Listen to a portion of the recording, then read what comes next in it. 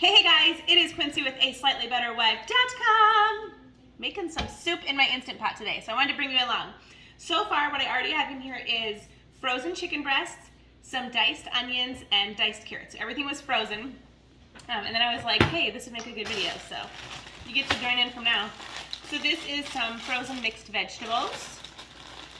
I love using the Instant Pot for soup because I can just put everything in and then walk away and come check it later. Chicken soup is so easy in the Instant Pot. We have a big family and I'm using the 8-quart Instant Pot. You could definitely cut these down. Mr. Awesome just came and snagged a smoothie next to me. You could cut these down. I'm not going to give you ratios. Just use whatever you need to use. Okay, so I've got the chicken breast, the onions, the carrots, mixed vegetables. I'm going to throw in a little bit of garlic. And when I say a little bit, that's like what I do. Because we love garlic. Did you catch that? That's a little bit of garlic. Okay, I would like to use cream of chicken, but we don't have any right now, so I'm using cream of mushroom. Gluten-free soup from Walmart. So grateful that they carry this.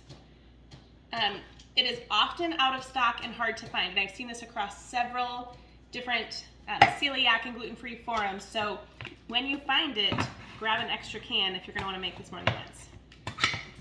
Love these pull tops. Dump that in the pot.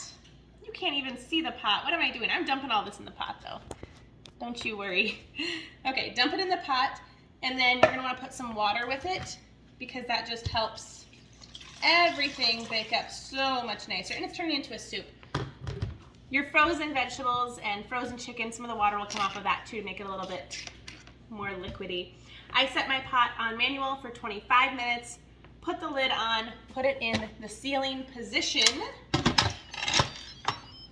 and I just come back to it in like an hour or whenever I'm ready, because it'll take a while to hit pressure, cook for 25 minutes, and then the pressure will naturally release. So when I talk about the pressure, this little valve right here, yours might be red, might be silver, when it pops up, then it has hit pressure and it starts cooking.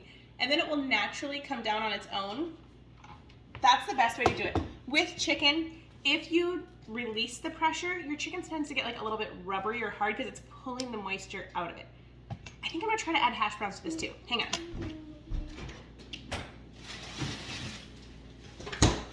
I have this bag of frozen hash browns that's been in here a while, so I'm gonna crush that up and dump that in. Hang on.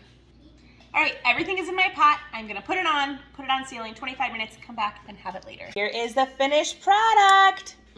Enjoy.